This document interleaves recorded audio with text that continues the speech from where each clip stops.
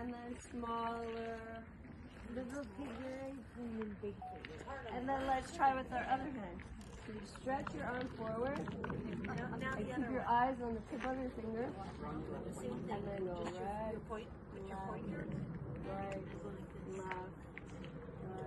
left, and get bigger. You can feel the strengthening in your shoulder. I can feel it. And the bigger you get, the more it engages your core. Is your arm getting sore?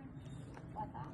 And then back to small. And then do little circles? And then switch directions. So now left, right, and get bigger. And back to small. Little circles.